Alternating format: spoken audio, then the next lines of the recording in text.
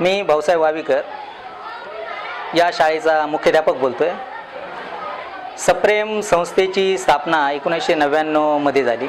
तर आरोग्य, शिक्षण आणि समाज सक्षमीकरण या 3 विषयावर सप्रेम संस्था काम करते।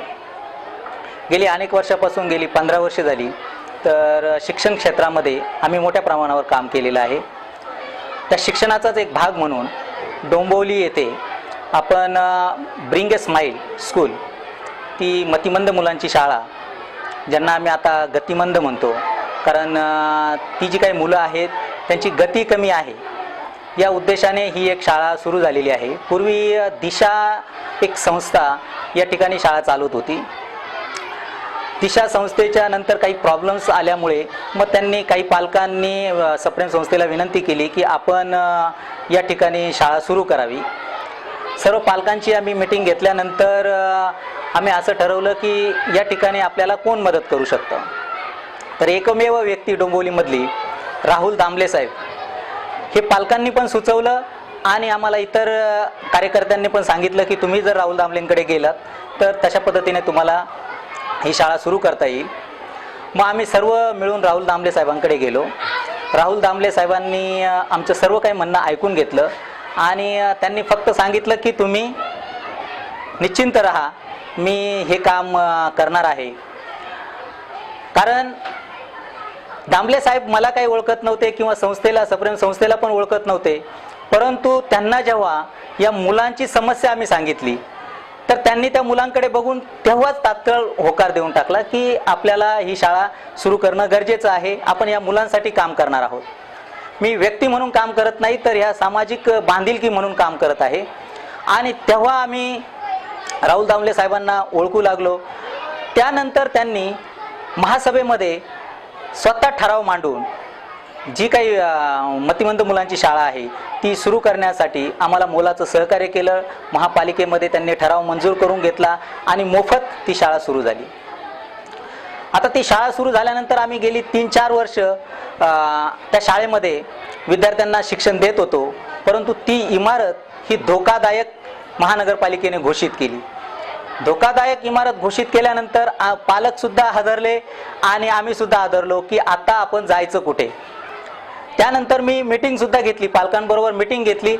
पालकांना सांगितलं की आपल्याला जर शाळा दुसरीकडे जर मिळाली नाही तर आपल्याला ही शाळा बंद करावी लागेल। परंतु पालकांचा एवढा विश्वास होता, त्यांच्या मनामध्ये एवढं दृढ संकल्पना होती की आपण दामले साहेबांना भेटू आणि दामले साहेब आपलं नक्की काम करतील।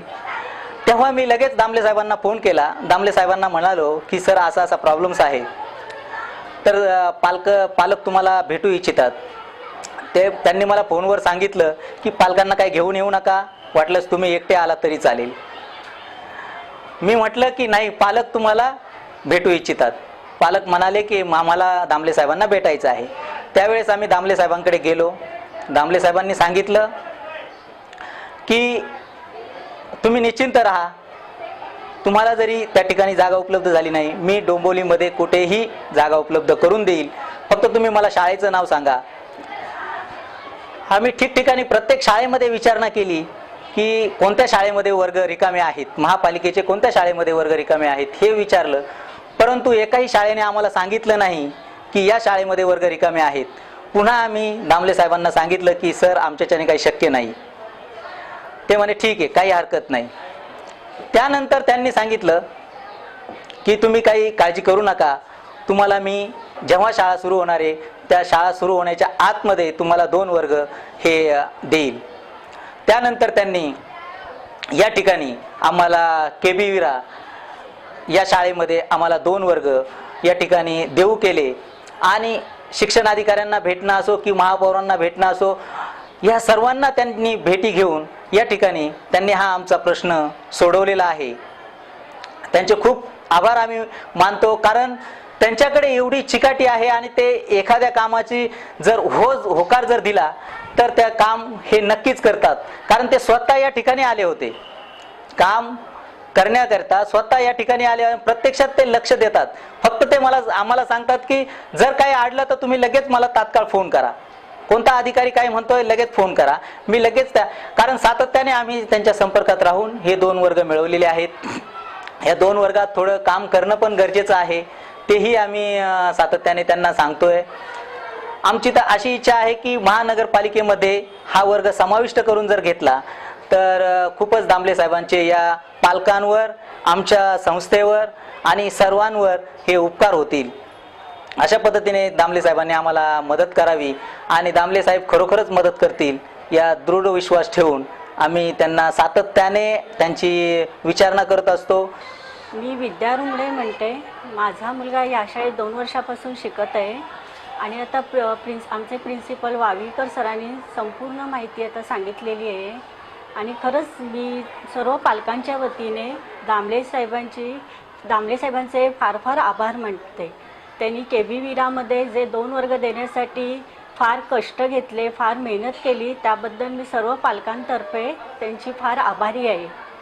आणि मी त्यांना अशी विनंती करते की त्यांनी आता या सर्व म्हणजे आमच्या मतिमंद मुलांसाठी जी एक मी तर ईश्वर सेवाच म्हणते ना, नेहमी ते आम्हाला मदत करतात आमच्या संस्थेला. तर मी त्यांना एकच विनंती करते की आता प्रत्येक महिन्याला आमच्या संस्थेची 600 रुपये फी आहे. तर सर्व पालकांना ही फी परवडत नाही. सर्व पालकांना म्हणजे काही पालकांना खूप मेहनत करावी लागते. तर मी त्यासाठी त्यांना विनंती करते की हे जे 2 वर्ग आहेत ते महानगरपालिकेमध्ये समाविष्ट करण्यासाठी प्रयत्न करावे.